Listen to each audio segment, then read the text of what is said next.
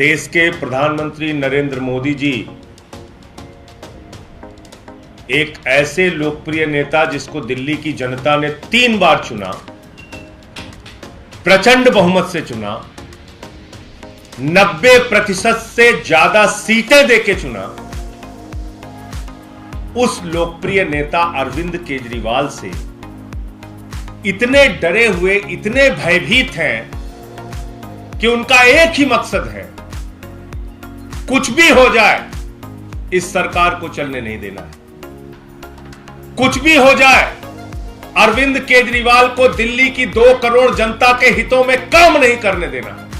कुछ भी हो जाए, दिल्ली के बच्चों की पढ़ाई नहीं होनी चाहिए, मोहल्ला क्लिनिक नहीं बनना चाहिए, बुजुर्गों की तीर्थ यात्रा नहीं होनी चाहिए, बिजली फ्री नहीं मिलनी चाहिए, शिक्षा मुफ्त में नहीं मिलनी चाहिए, इलाज मुफ्त नहीं मिलना चाहिए, घर घर राशन नहीं पहुंचना चाहिए।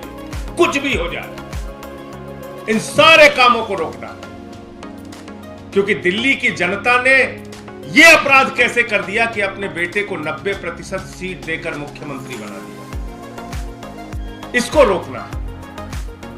और कैसे रोका जा रहा है? 8 साल की लंबी लड़ाई चलती है। माननीय सर्वोच्च न्यायालय की संविधान पीठ का फैसला आता है। 5 जजों का, सर्वोच्च न्यायालय के 5 न्यायाधीशों का फैसला आता है और वो फैसला सर्वसम्मति से आता है। क्या कहा जाता है उस फैसले में? कि दिल्ली की चुनी हुई सरकार के पास अधिकारियों की ट्रांसफर और पोस्टिंग की जिम्मेदारी होगी, इसलिए कि दिल्ली के 2 करोड़ जनता के प्रति एक चुनी हुई सरकार की जवाबदेही है। यह फैसला आता है सुप्रीम कोर्ट का और उसके बाद 2 दिन भी नहीं बीतता, भारतीय जनता पार्टी की सरकार, नरेंद्र मोदी जी की सरकार माननीय सर्वोच्च न्यायालय के फैसले को, संविधान पीठ के फैसले को एक अध्यादेश से बदल देती है, एक ऑर्डिनेंस से बदल देती है। कहती नहीं मानते सुप्रीम कोर्ट, नहीं मानते संविधान पीठ, नहीं मानते इस देश का संविधान, नहीं मानते इस देश का कानून, और ऑर्डिनेंस लेके आते हैं एक काला अध्यादेश, एक तुगलकी अध्यादेश, एक ऐसा अध्यादेश जो माननीय सर्वोच्च न्यायालय के फैसले के खिलाफ है, जो भारत के संविधान के खिलाफ है। और ये सवाल सिर्फ अरविंद केजरीवाल जी का नहीं है, यह सवाल सिर्फ आम आदमी पार्टी का नहीं है, यह सवाल है भारत के महान लोकतंत्र का, यह सवाल है दुनिया के सबसे बड़े लोकतंत्र का, यह सवाल है बाबा साहब डॉक्टर भीमराव अंबेडकर के द्वारा लिखे गए संविधान का कि वो संविधान बचेगा या नहीं बचेगा।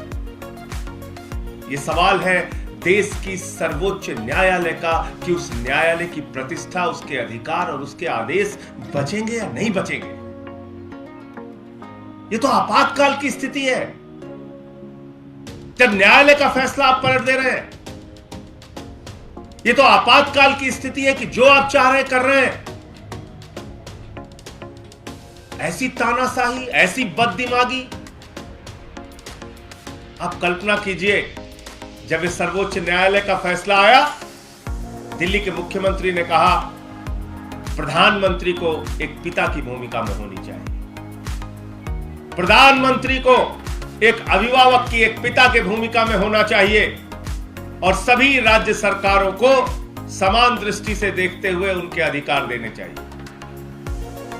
लेकिन यहां मैं ये कहना चाहूंगा कि अगर एक पिता अपने बच्चे की बर्बादी पर तुला हो, एक पिता अपने बच्चे के लोकतंत्र का गला घोटने पर तुला हो, एक पिता अगर संविधान का गला घोटने पर तुला हो और एक पिता एक चुनी हुई सरकार को मारने पर जुट जाए, तो देश की स्थिति क्या होगी ये समझा जा सकता है।